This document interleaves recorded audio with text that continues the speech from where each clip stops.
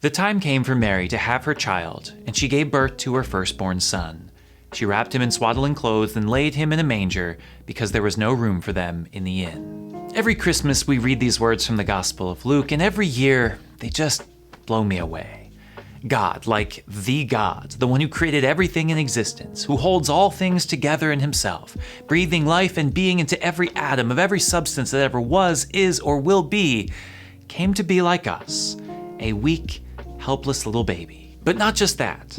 As much of a mystery as the incarnation is, there is one little detail that always gets me at Christmas. That when he was born, he was placed in a manger because there was no room for him in the inn. Again, this is the God of the universe, the omnipotent one, the omniscient one, the one who could have commanded anything he wanted and it would be, came into existence as a child so poor that he was born among the animals and laid in a pile of hay. That first night he was born, it was not the nobility or aristocrats that visited him. There was no royal welcome or celebrity attention. He was visited by shepherds, the ones who lived on the margins, who wandered and had no home, who no one really wanted around. For Christians, the manger is a symbol of the great humility of God, that he would not only trouble himself with sinners like you and me, but that he would lower himself to be the least among us, to be the servant of all. Sinners, outcasts, the poor. These are the people that he associates with. These are the people that he was born to. Yes, on the one hand, the manger is a sign of his willingness to be poor and meek, a sign of what his ministry would be like. But there's something more to this sign, something even more powerful, even more obvious, but because we don't spend much time around animals, we overlook. A manger is not simply a pile of hay, it is the place where the animals eat. A manger is where you put food, where the animals come to be nourished, to find life. Jesus Christ, the God of all, came to this earth to proclaim good news to the poor and the outcast, yes, and he did so by offering his very body and blood as food for the world. The image of Jesus lying in the manger is not just a sign of his humility. It marks the foundation of the Eucharist, but really all of the sacraments. No longer will God reach his people in just spirit or word. No longer will he speak to them in mysterious ways. God has taken on flesh, become a part of the created order so that we can see, hear, touch, smell, and yes, even taste his very presence among us. The Eucharist may have been instituted at the Last Supper and completed with the cross and the resurrection. We may have had to wait until after he was ascended to actually celebrate it, but it is because of the incarnation, because of what the manger symbolizes, that any of it is possible. God is not some far-off spirit or idea.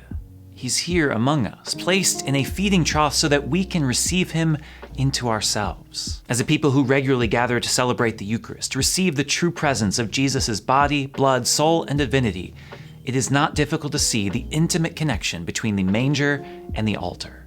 We come to the altar each week because we see the power of the manger, because we know the truth of the incarnation. But this is not the case for much of our world, not even for all Catholics.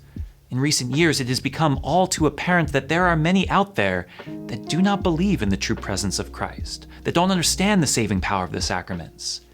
For them, it's a nice ceremony, a simple remembrance of a good man who lived long ago. This is a travesty, and why the Church has spent so much time over the past 2 years emphasizing faith in the Eucharist.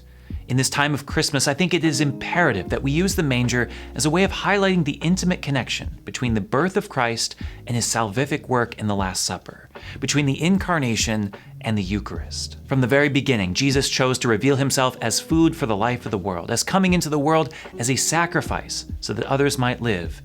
And we must not forget this. We've been told to spend more time in adoration, plan Eucharistic processions, preach about the real presence of Christ and transubstantiation. And rightly so. The bishops have been working to create a greater devotion to what we receive on the altar. And that is great for sure, 100% necessary, and I support it all. Jesus came in the manger as food, and we must emphasize this. But I do have a slight worry. In all that I've seen so far, I have a mild concern.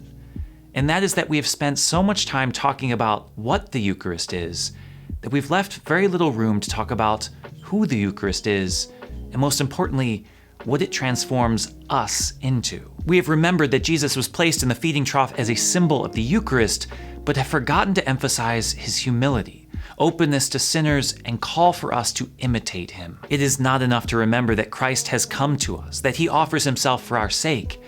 we must remember in receiving him, we are to be made more like him, which means remembering his humility and imitating it, which means remembering how he went to the margins, welcomed the outcast, loved sinners, and showed mercy to all, and doing that ourselves. Knowing that Jesus is present in the Eucharist, that he comes as food, is only the first step, and frankly, a fruitless one if we forget the purpose of it all.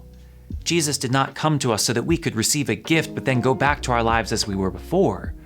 He came to be like us so that we could become like him, so that we could become like him. That is the mystery of the Eucharist. That is why we have the sacraments. That is what Christmas is all about. It's not simply about receiving a gift like we would any other. It's about receiving the very thing, the very one who can make us into the people God made us to be. In a few weeks, I plan to make a much longer video explaining in more detail what I think this looks like, but for now, I think we need to sit with this very simple, very extraordinary point. The incarnation of Christ that we celebrate at Christmas is about our conversion. It's about receiving Jesus into our lives so that our lives may more resemble the life of Jesus. Unless the reception of the Eucharist, the food in the manger given to us this day, causes us to make fundamental changes in our lives to be more like the humble, merciful, welcoming child that we receive, our worship will be found lacking, and we will have to ask the serious, uncomfortable question, do I even worship the Jesus that was born in Bethlehem? Spend some time praying over the manger.